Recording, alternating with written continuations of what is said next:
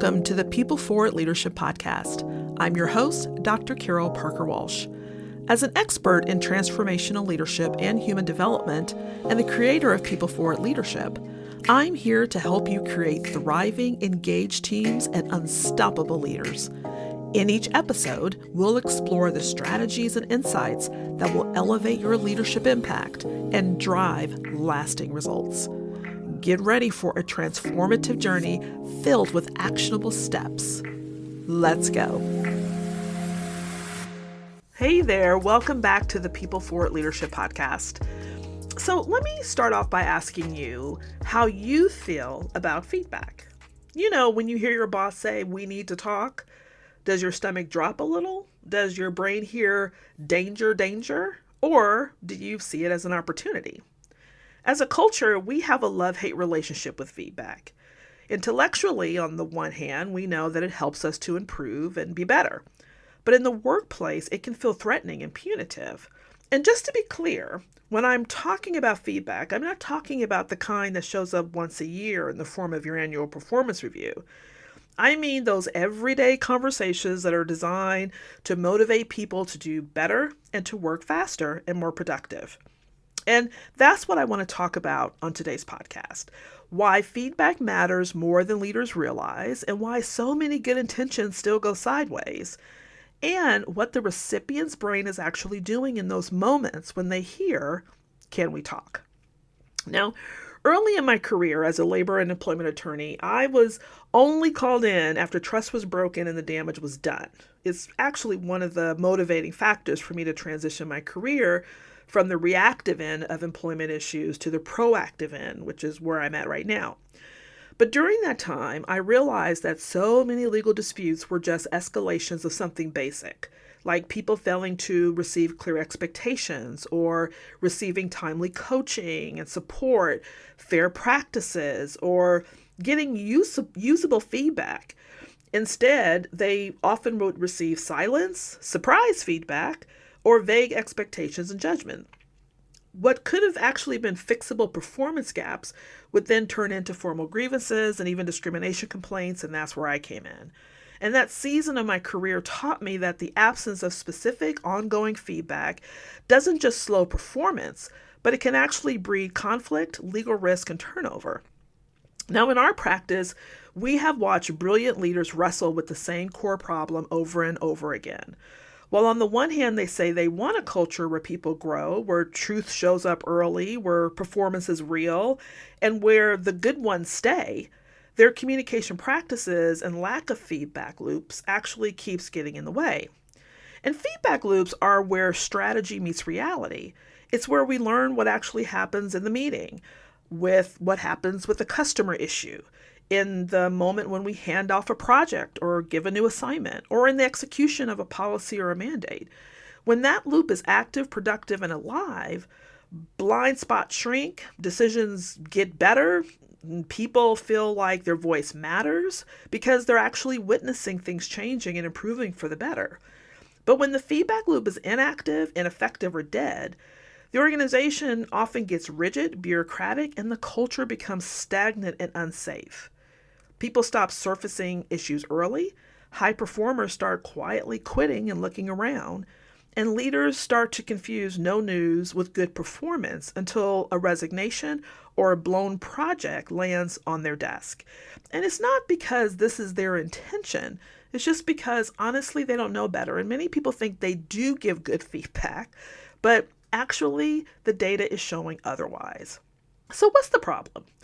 Well, from the leader's perspective, it comes down to, as I said, never being taught how to give effective feedback and believing that no news is good news. So if I don't have anything to share, it's all good, and believing that their people think the same thing.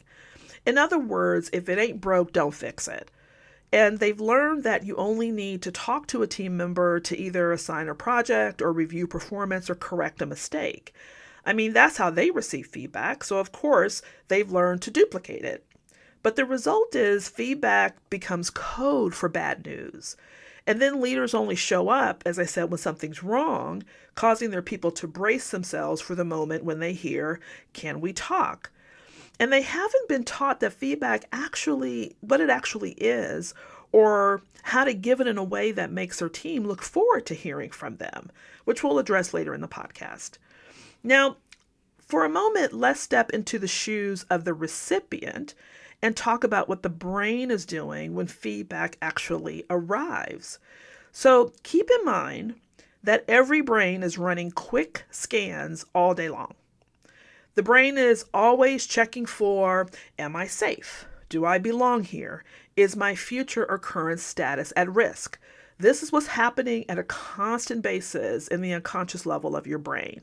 And our brains are wired to always seek for where there's reward and pleasure, ways to avoid pain, and how they could conserve energy or maintain the status quo. This is called the motivational triad. So, when feedback shows up in a culture where feedback is considered negative, particularly when it's there to point out something's wrong, or if it arrives unexpectedly as a surprise, then the brain starts to associate words like, can we talk, with a threat. You know that feeling when your palms are sweaty, your heart races, your focus narrows, and panic sets in. That part of the brain helps with reasoning, creativity, and problem solving, the part that's supposed to engage with that wonderful feedback that they're getting.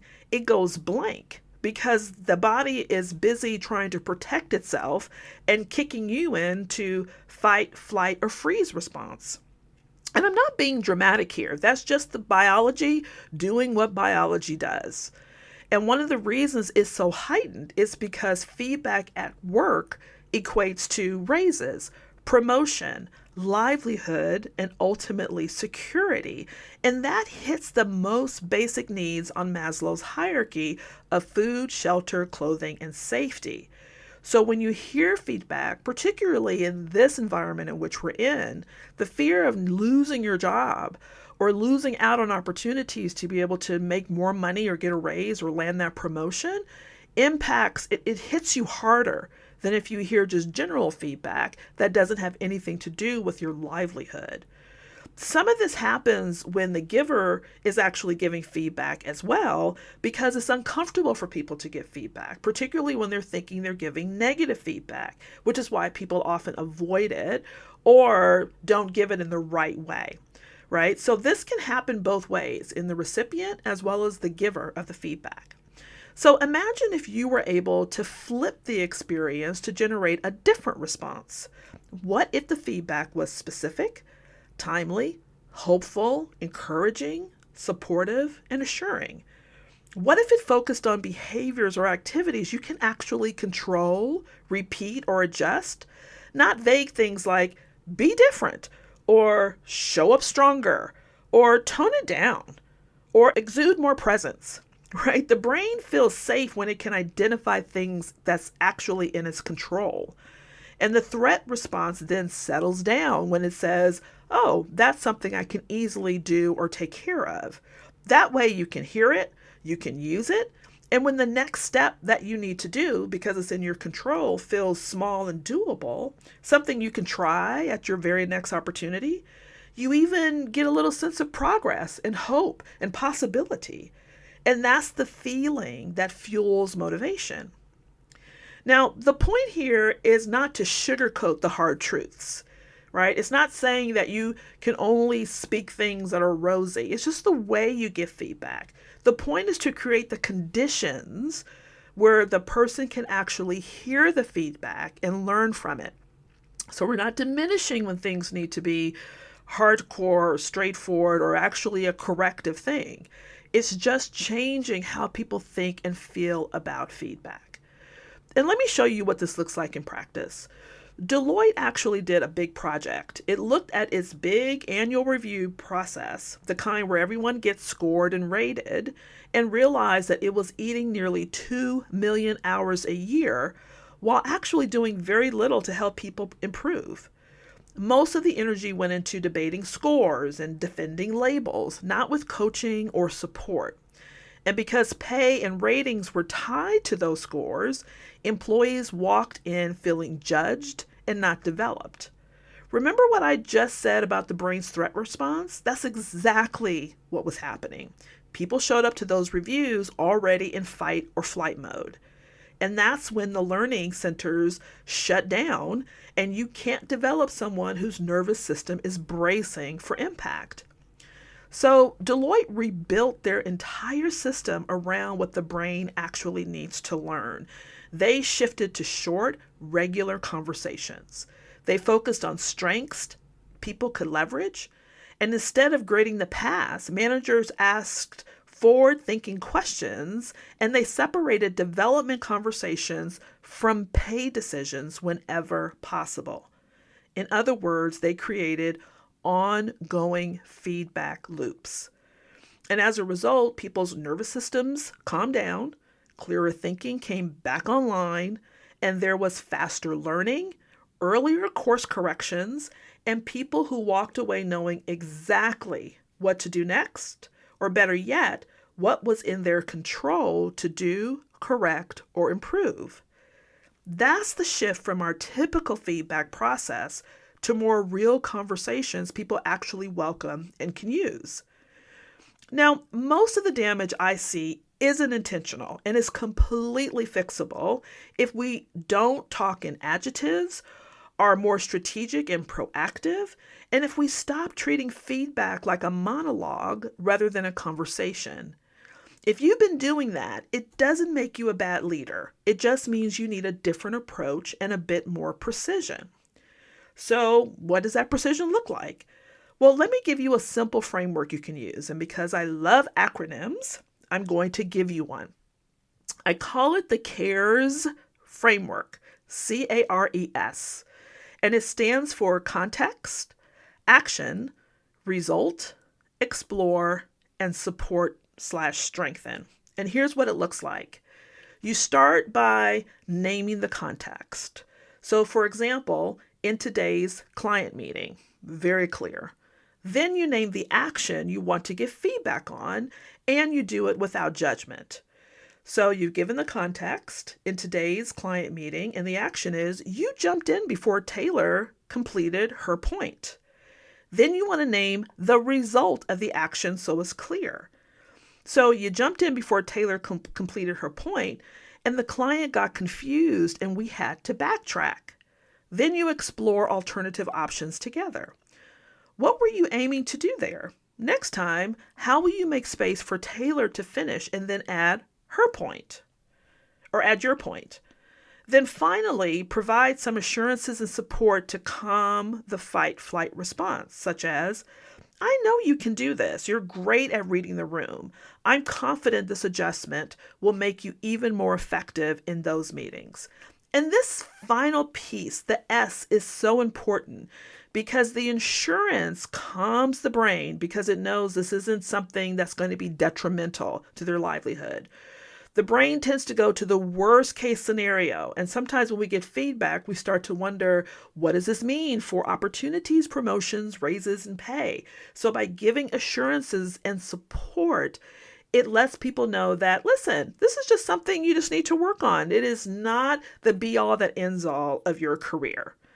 And that's it. Using this CARES framework when giving feedback could be really powerful.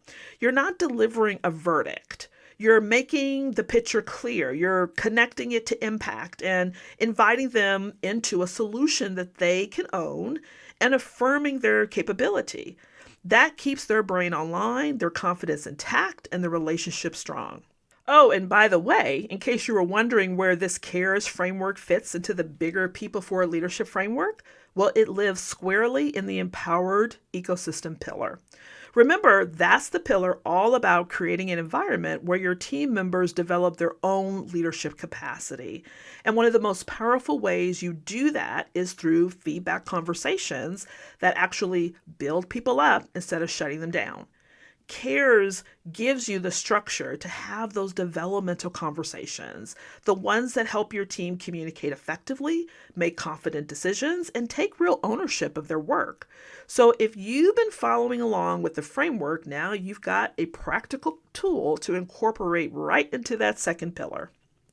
I also want to give you a real short story of where I've worked with creating a feedback loop with a particular client. I worked with a VP, we'll just call her Maya, who was respected, kind, and exhausted.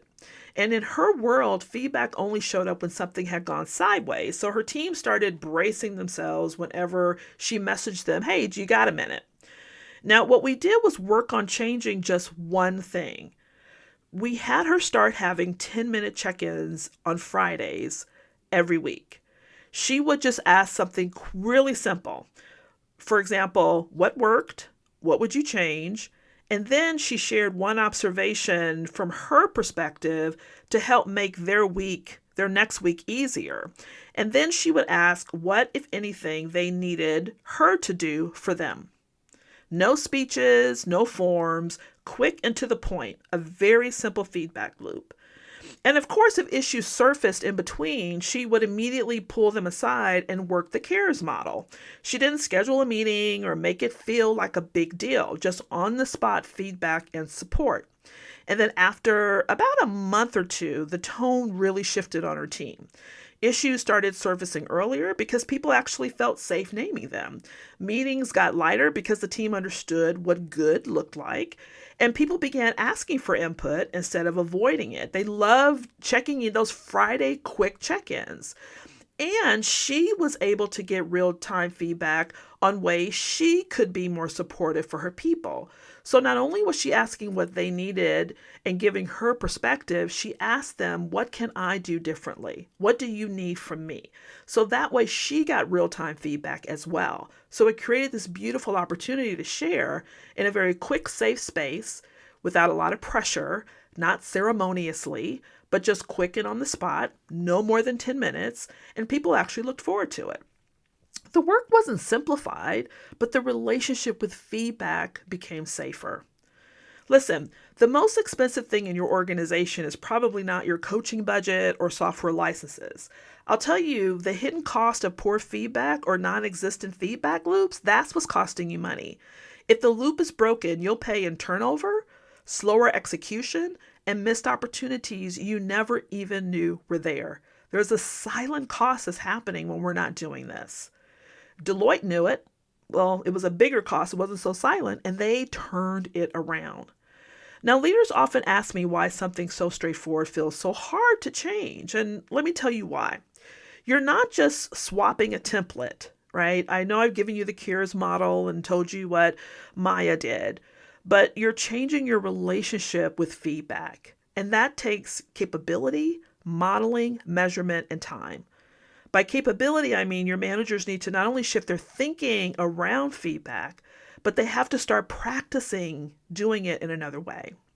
Modeling means that as a senior leader, that you need to go first and you need to do it openly and obviously so that people can watch you do it to realize it's safe to shift the way they've been giving feedback.